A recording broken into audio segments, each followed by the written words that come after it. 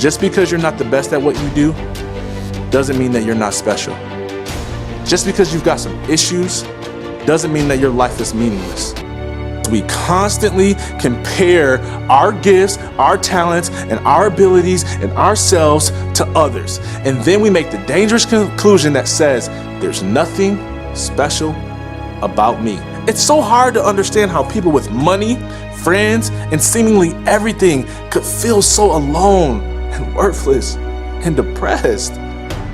I mean, we have more medical assistance, more information, more knowledge, more wisdom, and more access to people who can help us than we've ever had before. And yet, no matter what time of day it is, you can still log on to social media, and there's always someone online who can be a listening ear and even a friend. I mean, think about it. We've got Facebook, Twitter, Instagram, Snapchat, Zoom, FaceTime, TikTok, Microsoft Teams, Slack, daily apps, and I mean, if you like, we've got online video game communities. I mean, come on, there's so many ways for us to connect, but yet we feel so disconnected, so discouraged, so alone, that somehow we feel that dying is better than living. Well, I'm here to say no more. I'm here to introduce a new concept that many don't believe. But I believe if we believe this one thing, it can serve as one of the most effective remedies to depression and also one of the best ways to live a more fulfilled life. It's called purpose. That's right, purpose. Purpose is the driving force behind everything you do. It's what makes you get up in the morning and enjoy the pursuit of your dreams. It's what brings more joy into your life and the lives of those around you. I tell you that there is nothing, I mean nothing, more attractive than a man or a woman who knows their purpose. I mean, nice clothes, money, maturity are attractive, but nothing is more enticing than someone who knows who they are. I'm going to share 3 purpose principles with you that will help you get clarity over your life's purpose. And that understanding will help you to remedy, to cope with your depression and live more fulfilled. Number 1, your purpose is not what you do, it's why you do it. We make the mistake of thinking that our purpose is what we do. We think it's our passion. We say things like, my purpose in life is to teach, to speak, to write, to entertain, to build, to heal, to administrate. But your purpose is not what you do, it's why you do it.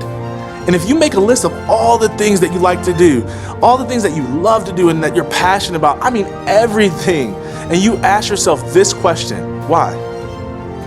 They say when you ask yourself why 5 times, you get beyond the surface level of your mind and you get into the core of who you are. Number 2, your purpose is unique to you. Now, this is just my personal opinion, but I am so tired of people telling me that their purpose is to help other people discover their purpose, or that their purpose is to leave a lasting legacy for their family. Honestly, every time I hear it, I just want to say, you really think? Who doesn't want to help other people? Who doesn't want to help the next generation avoid all of the crap that they've been through? I believe your purpose should be as unique as your fingerprint. I believe we should be able to read a purpose statement about your life and say, that's John, that's Susie, that's Jeff, that's Rita. Why? Because you are unique, and so is your purpose. But because we have so many insecurities and we don't believe that there's anything special about us, many of the people I work with have doubts. And then we walk them through this purpose discovery process, and then they have that light bulb moment and they find out that they do indeed have a unique purpose. Your purpose should be unique to you. Number 3, you have to be convinced that you have purpose and that your life matters. Now, here's the hardest challenge, because we struggle to see our own value and uniqueness because we constantly compare our gifts, our talents, and our abilities and ourselves to others. And then we make the dangerous conclusion that says, there's nothing special about me. We say things like, well, I can sing, but I can't sing better than her. We say, I can draw, but I can't draw like him. We look at speakers and say, well, I can speak, but I'm not that good. We look at administrators and say, I'm organized, but I'm not that organized. And we make a dangerous conclusion that just because we aren't the best at something, that means we're not special. Listen to me. Just because you're not the best at what you do doesn't mean that you're not special. Just because you've got some issues doesn't mean that your life is meaningless. Let me tell you something. You may not be the best coach. You may not be the best mother. You may not be the best friend. You may not even be the best spouse or lover, but you matter. I love what Dr. Seuss says. He says, to the world, you may just be someone, but to someone, you may be the world. And you do not know what you're fully capable of until you are convinced that you have purpose. One of my favorite quotes is that our greatest fear is not that we are inadequate, but that we are powerful beyond measure. What if you stopped comparing yourself to other people who are smarter, prettier, more talented than you are, and instead you just enjoyed who you are? You will never be convinced that you have purpose until you learn to love yourself. Newton's third law says that for every action, there's an equal and opposite reaction. It sounds cliche, but that means for every positive, there's a negative. If you don't believe Newton, take it from Tupac. He said, for every dark night, there's a brighter day. It's about perspective, my friend. And listen, I know firsthand how dangerous depression is.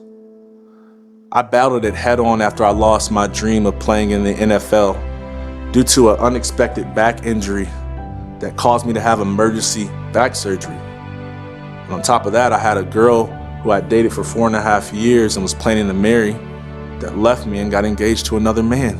And I didn't think my life mattered. I didn't think I had purpose. And I saw counselors, I prayed, I meditated, and nothing helped. I took medication and honestly, it made it worse. So I tried numbing my pain with drugs, shoving pills down my throat, but I couldn't get high enough to drown out my pain. As soon as that high wore off, there was that depression again. And then as a former Division I athlete who had all this attention, I know what it's like to be surrounded by people and yet still feel so alone. I mean, I know what it's like to have people say that you matter and that they care, but it feels like they don't, or they're just saying that because it's the polite thing to say. The real problem is that I didn't believe that I had purpose beyond sports. So one day, I sat in my car, I got high, I drank a whole fifth of alcohol, and I said goodbye to everybody in my suicide letter. I was convinced that I didn't have purpose. I was convinced that the pain of dying was better than the pain of living another day. And I know what it's like to face that depression, to feel so alone and insignificant. And I can't say it any other way. It just sucks. But I'm telling you that my life radically changed when I survived my suicide attempts and was convinced that I had purpose. And I believe understanding your purpose will help you like it helped me.